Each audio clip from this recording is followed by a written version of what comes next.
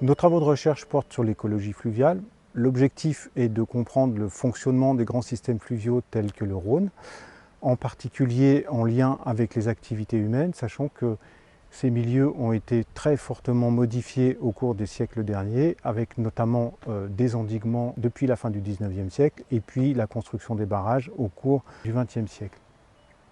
La variabilité spatio-temporelle des conditions environnementales, c'est-à-dire comment les débits et les températures varient au cours du temps, notamment en lien avec les activités humaines, et comment la modification morphologique du lit du cours d'eau entraîne des conséquences en termes de disponibilité des habitats et d'accessibilité des habitats pour les espèces aquatiques.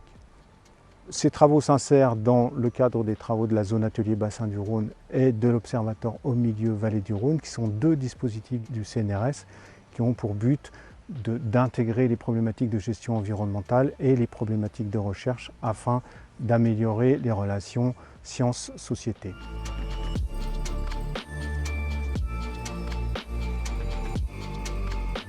Le Rhône fait l'objet d'un vaste plan de restauration depuis une vingtaine d'années. L'objectif de ces programmes de restauration est de réhabiliter au sein des plaines alluviales une mosaïque d'habitats caractéristiques des plaines alluviales, et ce dans un milieu qui reste contraint par les activités humaines. Les facteurs hydroclimatiques sont les moteurs de la phénologie du déroulement des activités biologiques des espèces. Le débit joue un rôle important comme facteur de déclenchement des mouvements des organismes et facteur de colonisation au sein des plaines alluviales. La température joue un rôle important dans la physiologie, donc dans le déroulement de l'activité des organismes, l'activité de reproduction, l'activité de nutrition, et donc un lien très fort avec la croissance des organismes. Les scénarios de changement climatique prévoient une diminution moyenne des débits annuels de l'ordre de 10 à 40%, prévoient également une durée des périodes de basse eau, dites périodes d'étiage, beaucoup plus longues en fin d'été, et potentiellement un retour des événements de crues très importantes plus fréquents. D'un point de vue thermique, les scénarios prévoient une augmentation de température de l'ordre de 1 à 2 degrés, mais surtout une précocité de l'augmentation des températures et un retour plus tardif à l'automne à des températures plus hivernales. La reproduction des poissons au printemps dépend de deux facteurs majeurs, l'augmentation de la température de l'eau et l'augmentation de la photopériode.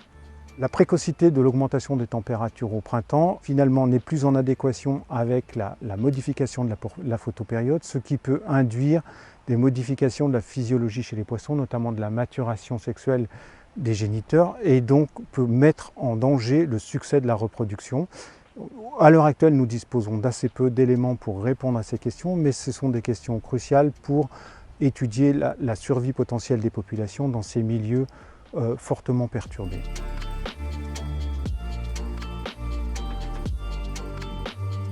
La gestion des milieux aquatiques et la gestion de la ressource en eau sont deux problématiques intimement liées.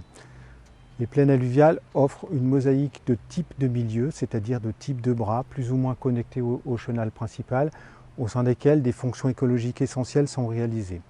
Ces fonctions écologiques reposent sur des processus de fabrication de matières organiques, de dégradation de matières organiques, d'élimination des nutriments, donc des processus d'épuration des eaux, qui sont en lien évidemment avec la fourniture d'une eau de qualité qui pourra être utilisée à des fins de production d'eau potable.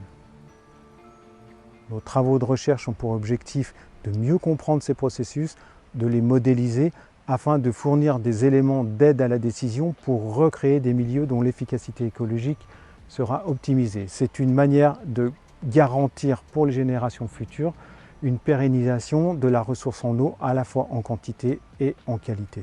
La gestion environnementale d'un système complexe comme le Rhône est un challenge important. Il s'agit de réhabiliter des fonctions écologiques dans un système qui reste extrêmement contraint par les activités industrielles, économiques, par l'urbanisation, l'industrialisation, le tout dans un contexte très contraint par le changement climatique annoncé et notamment les réductions de débit et les augmentations de température. Il s'agit là d'un enjeu majeur pour les générations futures.